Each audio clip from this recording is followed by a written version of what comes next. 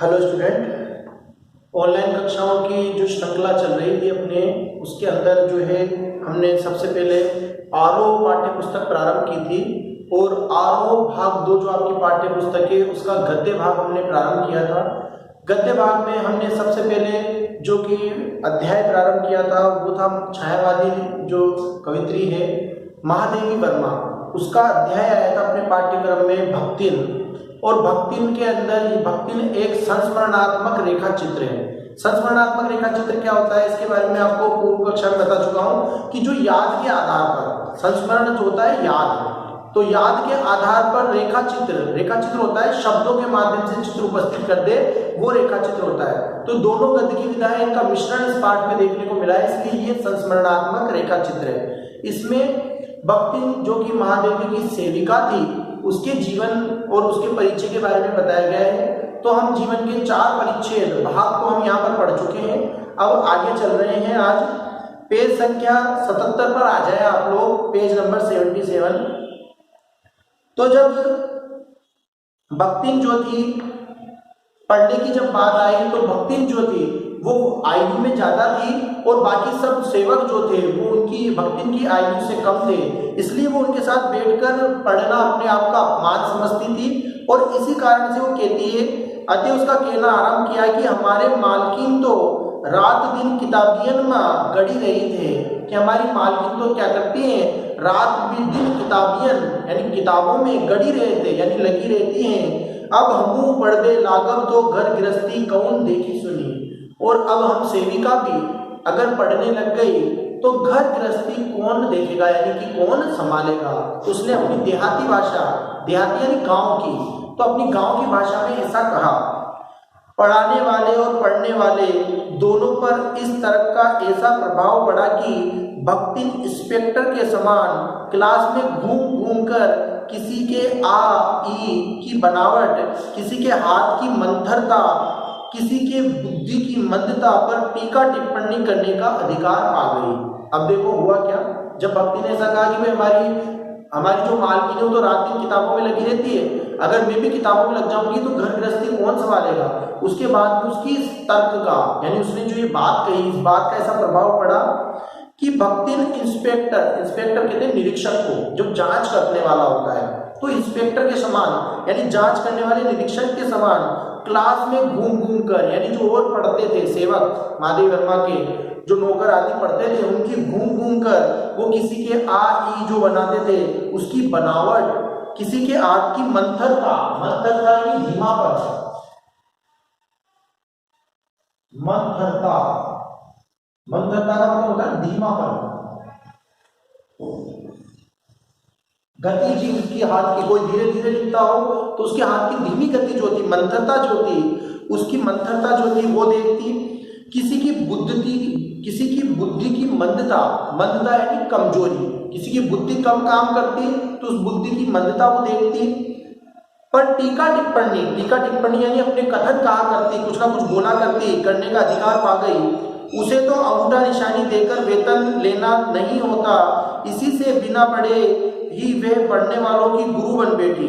अब उसे तो अंगूठा निशानी देकर वेतन लेना नहीं होता था, क्योंकि वो तो जो है महादेवी के साथ रहती थी तो उसको तो ऐसी कोई परेशानी नहीं थी, लेकिन दूसरे जो थे उनको वेतन लेने के लिए हस्ताक्षर करना पड़ता था।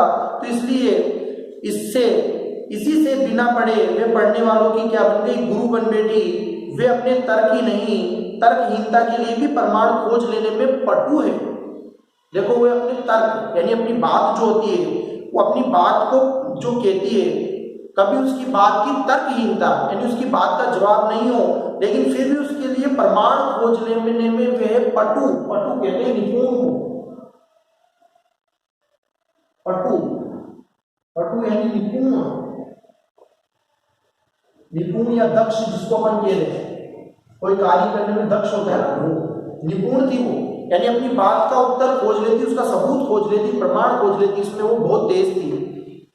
अपने आप को महत्व देने के लिए वह अपनी मालकिन की असाधारणता देना चाहती थी।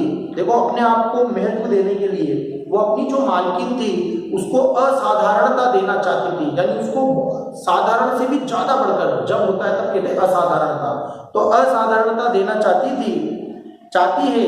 पर इसके लिए भी प्रमाण की खोज ढूंढ आवश्यक हो उठती है। जब एक बार मैं उत्तर पुस्तकों और चित्रों को लेकर व्यस्त थी, महादेवी ने बताया कि जब एक बार में उत्तर पुस्तकों, यानी जो उत्तर पुस्तकें होती परीक्षा देते हैं या कोई अपन देते हैं, उसकी जो कॉपियां होती हैं उन्हें कहते हैं उत्तर पुस्तकें, तो उत्तर पुस्तकों और चित्रों को लेकर व्यस्त थी, तब भक्तिन सबसे कहती घूमी, तब भक्तिन सबसे जाकर कहती है, घूमने लगी, क्यों बिचारियों तो रात दिन काम में झुकी रहती है और तुम पचे घूमती फिरती हो। अब देखो, तो जब महादेवी वर्मा उत्तर पुस्तिकाएं जांचने में लगी हुई थी, चित्रों को देखने में लगी थी, तो उस समय भक्तिन बाहर घूम घूम के कहने लगी कि वो बेचारी तो रात दिन किसमें लगी रहती है, किताबों में लगी रहती है, और तुम सब क्या करते हो, इधर उधर घूमते फिरते हो। चलो तनिक हाथ बटाए ले हो, क्या करना चाहिए, चलो तनिक, तनिक यानी थोड़ा सा, हाथ बटाए ले हो यानी थोड़ा हाथ बटा लेना चाहिए। किसका हाथ बटा लेना चाहिए, महादेवी वर्मा का हाथ बटा लेना चाहिए। सब जानते थे कि ऐसे कामों में हाथ नहीं बटाया जा सकता, लेकिन सभी नौकर सेवक ये जानते थे कि इस काम में, इस प्रकार के काम में हाथ नहीं बटाया जा सकता, क्योंकि एक अध्यापिका का कार्य एक अध्यापिका ही कर सकती है, तो इसलिए इस काम में हाथ नहीं बटाया जा सकता है। अतः उन्होंने अपनी असमर्थता प्रकट की, इसलिए सभी ने क्या कर दिया, अपनी असमर्थता, या वो कार्य, ऐसा कार्य नहीं कर सकते, ऐसा कह दिया उसके सामने, भक्तिन के सामने, और भक्तिन से पिंड छुड़वाया। पिंड छुड़वाना यानी पीछा छुड़वाना। बस इसी प्रमाण के आधार पर उसकी सब अतिशोक्तियां अमर बेल सी फैलने लगी। बस इसी प्रमाण, इसी सबूत के आधार पर उसकी अतिशोक्तियां, अतिशोक्ति कहते हैं बड़ा चढ़ाकर जो किया गया कार्य होता है वो, तो उसकी अतिशोक्तियां अमर बेल सी, अमर बेल एक ऐसी बेल होती है जो वह अपने आप ही बढ़ती चली जाती है, तो उस अमर बेल के समान, सी यानी समान, फैलने लगी। उसकी मालकिन जैसा काम कोई जानता ही नहीं। वो तो ये कहने लगी कि उसकी मालकिन को जो काम आता है ऐसा काम वो कोई जानता ही नहीं। इसी से तो बुलाने पर भी कोई हाथ बटाने की हिम्मत नहीं करता। इस कारण से बुलाने पर भी कोई और हाथ बटाने की हिम्मत नहीं करता, पर वे स्वयं कोई सहायता नहीं दे सकती। लेकिन भक्तिन को जो है ये भी दुख रहता है कि वे स्वयं महादेवी वर्मा को जो है कोई सहायता नहीं दे सकती। इसे मानना अपनी हीनता स्वीकार करना है, और इस बात को मानना वो अपनी हीनता स्वीकार करना है। इसी से वे द्वार पर बैठकर बार बार कुछ काम बताने का आग्रह करती है। यानी महादेवी वर्मा जब अपने कॉपियों का काम करती है, चित्रों का काम करती है, तो भक्तिन द्वार पर यानी दरवाजे पर बैठ जाती है और बार बार महादेवी से ये आग्रह करती है कि भाई मुझे कोई काम बता दो। तो काम बताने का आग्रह, आग्रह कहते हैं निवेदन को, निवेदन करती है। कभी उत्तर पुस्तकों को बांधकर, कभी अधूरे चित्र को कोने में रखकर, कभी रंग की प्याली धोकर, और कभी चटाई को आंचल से झाड़कर वे जैसे सहायता पहुंचाती है।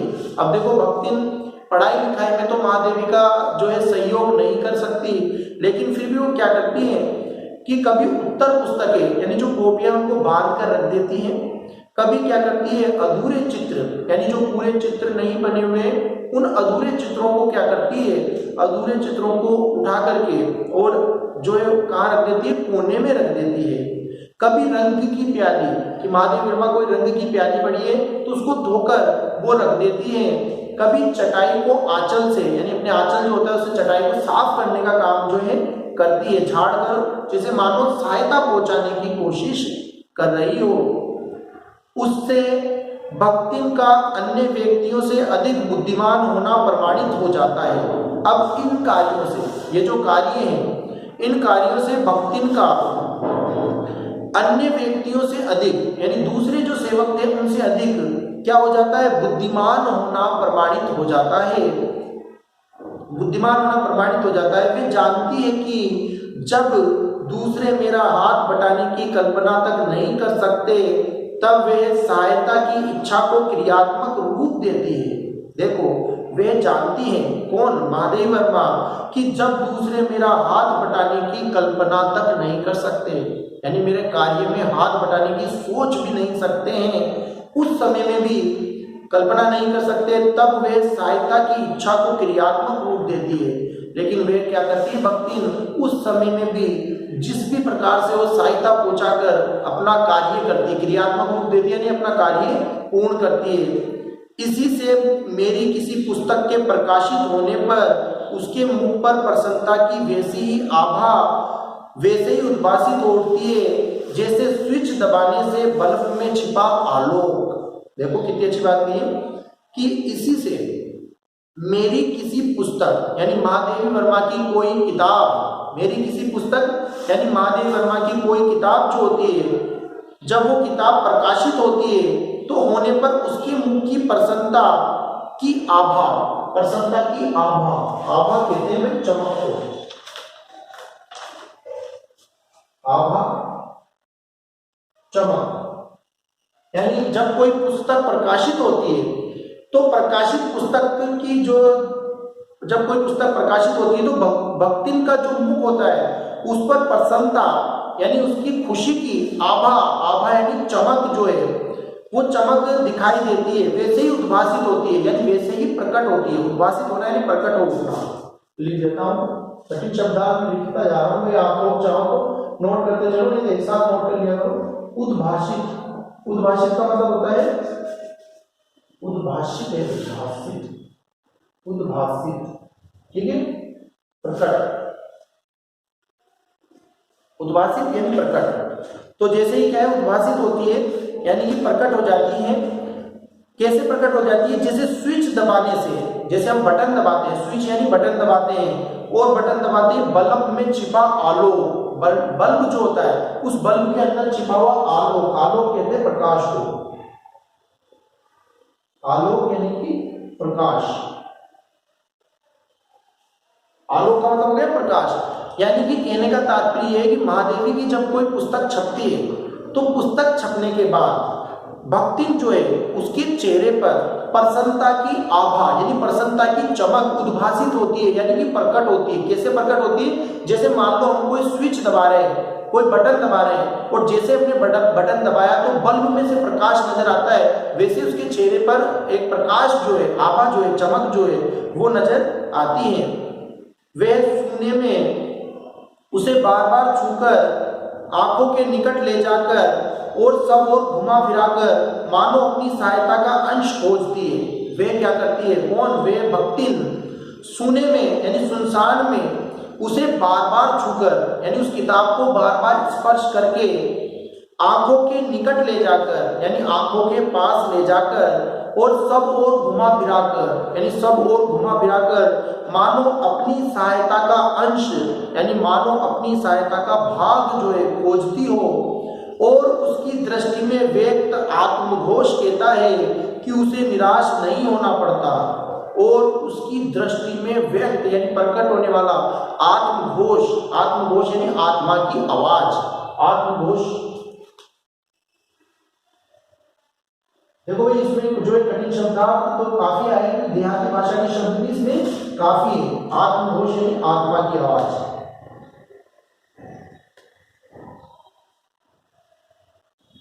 आत्मा की आवाज यानी अपने मन की जो आवाज होती है एक तरीके से वो, तो उसका आत्मघोष कहता है, यानी उसकी आत्मा की आवाज ही कहती है, उसके मन की आवाज ही कहती है कि भाई इसमें मेरी भी सहायता का अंश है और उसे कभी निराश जो है नहीं होना पड़ता।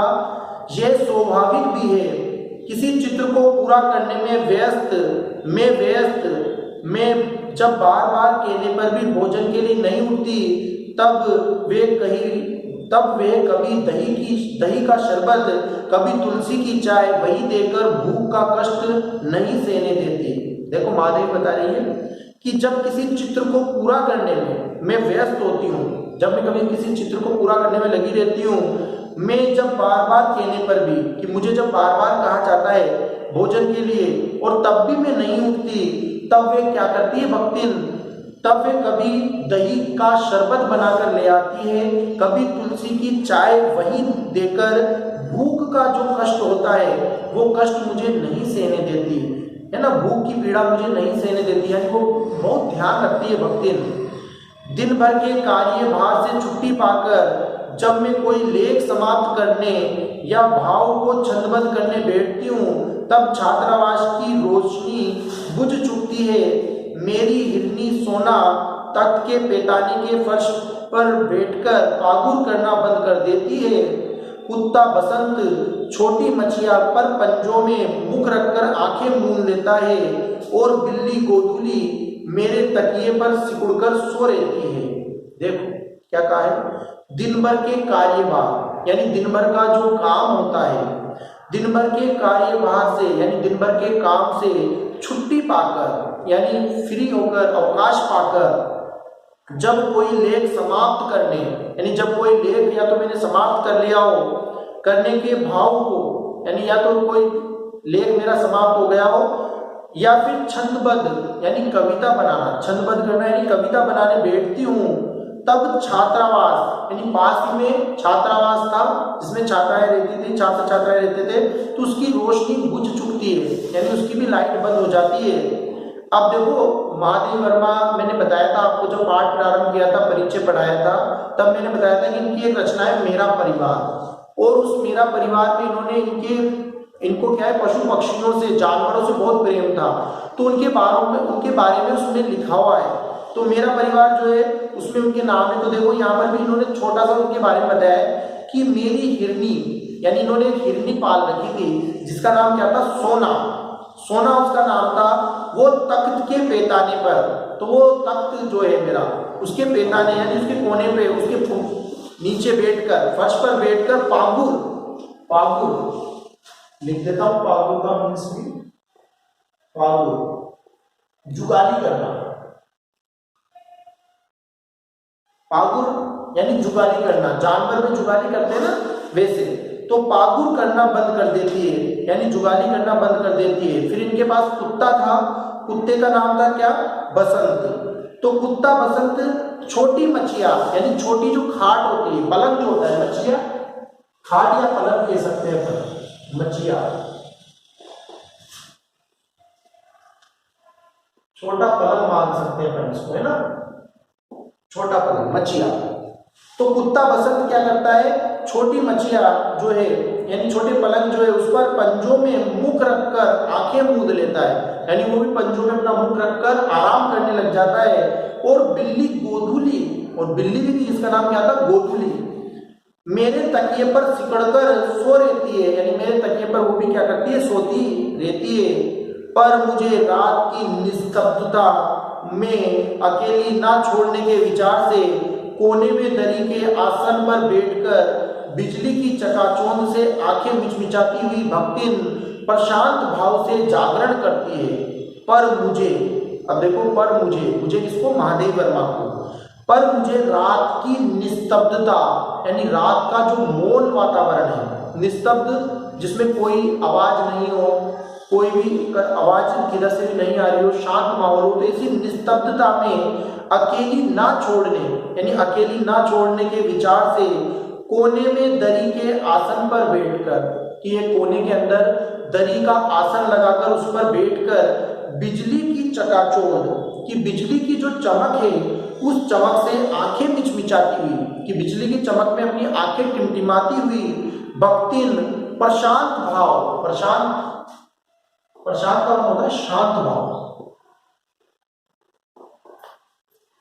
गंभीर भाव भी हम इसको कह सकते हैं, गंभीर या शांत, ठीक है। प्रशांत भाव गंभीर या शांत भाव से क्या करती है, प्रशांत भाव से जागरण करती है यानी जगी हुई रहती है।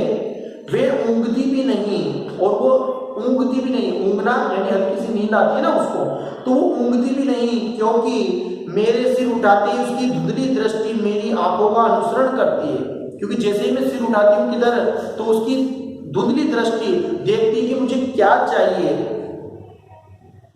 यदि मैं सिराने रखे रेख की ओर देखती हूँ तो वे उठकर आवश्यक पुस्तक का रंग पूछती है, मैं सिराने रखी हुई जो रेक है उसकी तरफ देखती हूँ तो भक्तिन समझ जाती है कि मुझे कोई पुस्तक चाहिए। तो वो पढ़ी लिखी तो नहीं है लेकिन फिर भी उसका रंग पूछती है कि कौन से रंग की पुस्तक चाहिए ताकि उठाकर दे दे। यदि मैं कलम रख देती हूँ तो वे स्याही उठा लाती है। यदि मैं कलम रख देती हूँ तो समझ जाती है कि स्याही की जरूरत है तो स्याही उठा लाती है। और यदि मैं कागज को एक और सरका देती हूँ तो वे दूसरी फाइल टटोलती है। अगर मैं कागज एक तरफ रख देती हूँ तो दूसरी फाइल लेकर आ जाती है। बहुत रात गए सोने पर भी मैं जल्दी ही उठती हूँ और भक्ति को तो मुझसे भी पहले जागना पड़ता है। देखो बहुत रात गए यानी बहुत लेट रात में सोने पर महादेवी जो है सुबह जल्दी उठती हैं और भक्ति तो एक सेविका है तो भाई उनको तो महादेव वर्मा से भी पहले जो है मुझसे भी पहले जागना पड़ता है। सोना उछल कूद के लिए बाहर जाने को आकुल रहती है। अब सोना कौन है भाई? अभी मैंने नाम लिया था कि इनके पास पालतू पशु थे तो सोना किसका नाम आया था? सोना है इनकी हिरनी का नाम। तो सोना क्या करती है? उछल कूद के लिए, इनके पास हिरनी है और वो क्या करती है हिरनी का बच्चा वो बाहर उछल कूद के लिए बाहर जाने को आकुल। आकुल का मतलब व्याकुल। आकुल का मतलब व्याकुल। बाहर जाने को क्या रहती है? व्याकुल रहती है। बसंत नित्य कर्म के लिए दरवाजा बुलवाना चाहता है और बसंत कौन? एक कुत्ता है इनका। तो वो क्या करता है? नित्य क्रम रोजाना के जो कार्यक्रम होते हैं शौच आदि के लिए बाहर जाकर दरवाजा बुलवाना चाहता है। और गोधूली जो कौन है? बिल्ली, वो क्या करती है? चिड़ियों की चहचहाट में शिकार का आमंत्रण सुन लेती है कि चिड़ियाएं जो बोलती है उसमें जाकर क्या करती है? शिकार का आमंत्रण सुन लेती है। मेरे भ्रमण की भी एकांत साकिन भक्ति नहीं रही कि मैंने भ्रमण यानी जहां भी मैं गई उसकी एकांत साथी कि उस एकांत में अकेलेपन में भी उसकी साथी यानी साथी कौन रही? भक्ति नहीं रही। बद्री केदार आदि के ऊंचे नीचे और तंग पहाड़ी रास्ते में जैसे वे हट करके मेरे आगे चलती रही। जब मैं बद्री केदार आदि की तीर्थ यात्रा करने गई तो उन स्थानों पर भी वो क्या करती? मेरे आगे चलती। ऊंचे नीचे तंग यानी संगड़े पहाड़ी रास्तों में जैसे हट करके यानी हटी बनकर वो आगे चलती। वैसे ही गांव की धूल भरी पगडंडी पर मेरे पीछे रहना नहीं भूलती कि गांव की धूल भरी जो पगडंडी होती है उसमें भी वो मेरा पीछा नहीं छोड़ती, मेरे पीछे आती। नेक्स्ट पेज पर देखना है, पेज नंबर 79 पर, पेज संख्या 79 पर। किसी भी समय कहीं भी जाने के लिए प्रस्तुत होते ही मैं भक्तिन को छाया के समान साथ पाती हूँ कि किसी भी समय कहीं पर भी जाने के विषय में जब मैं सोचती हूँ तो प्रस्तुत होती हूँ तो मैं भक्तिन को जैसे छाया हमारा साथ नहीं छोड़ती है वैसे मैं जो क्या करती हूँ वो मैं उसको हमेशा मेरे साथ में पाती हूँ। युद्ध को देश की सीमा में बढ़ते देख जब लोग आतंकित हो उठे तब भक्तिन के बेटी दामाद उसके नाती को लेकर बुलाने आ पहुंचे। जब विश्व युद्ध फैलने लगा तो विश्व युद्ध जब भारत देश में भी फैलने लगा, भारत की सीमाओं में बढ़ने लगा तो आतंकित यानी लोग डरने लगे।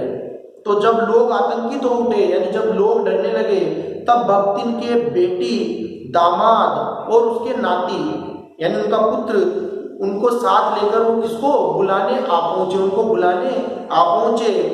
पर बहुत समझाने बुझाने पर भी उनके साथ नहीं जा सकी। अब मैंने भी बहुत समझाया, उसको कहा कि भाई अब तुम अपने बेटी दामाद के साथ चले जाओ, लेकिन बहुत समझाने बुझाने पर भी वे उनके साथ में जाने को तैयार नहीं हुई।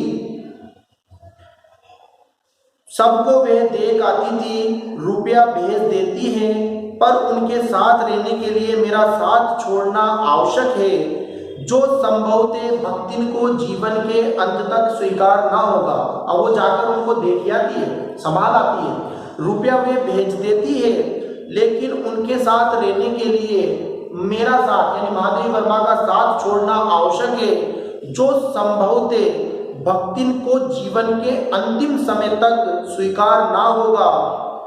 जब गत वर्ष यानी जब गए साल युद्ध के भूत ने वीरता के स्थान में पलायन वृत्ति जगा दी कि युद्ध का भूत यानी युद्ध का डर जो था उसने वीरता के स्थान पर क्या जगह दी? पलायन वर्ती, यानी लोग देश छोड़ छोड़ कर जाने लगे। पलायन करना, चले जाना, तो लोग पर में पलायन वर्ती जग गई, लोग देश छोड़कर जाने लगे।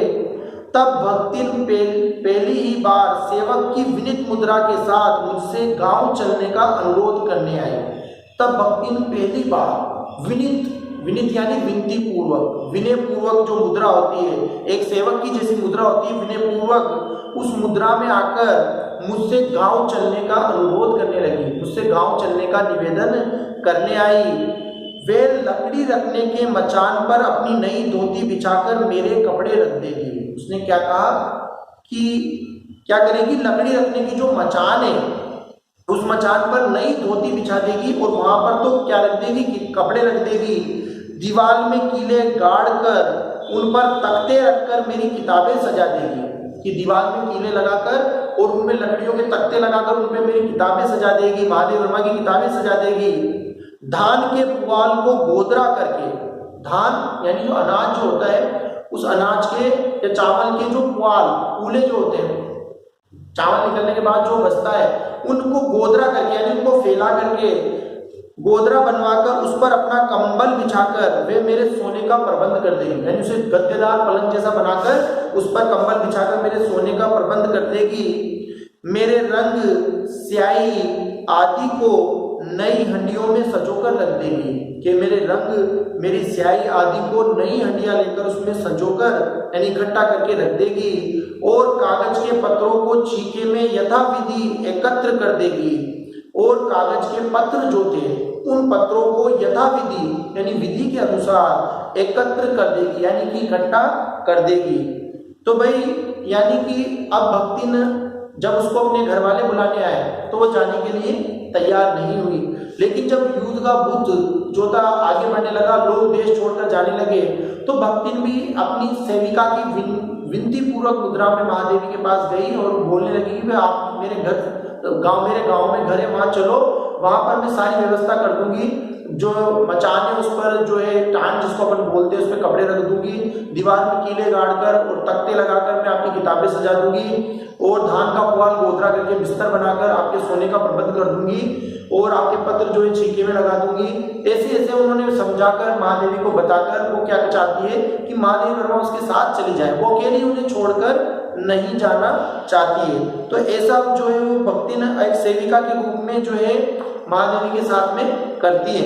ठीक है, तो आज यहाँ तक ही रख लेते हैं, एक दिन का आपका और रह जाएगा, यहाँ तक ही आपका पाठ्यक्रम कर लेते हैं। यहाँ तक आपको ये जो कठिन शब्दार्थ हैं ये आपको कंप्लीट आपकी नोटबुक में कर लेने हैं, और कठिन शब्दार्थों के बाद में फिर जो है आपको पाठ्यक्रम के जो प्रश्न उत्तर होंगे वो भी आपको जो है करना होंगे।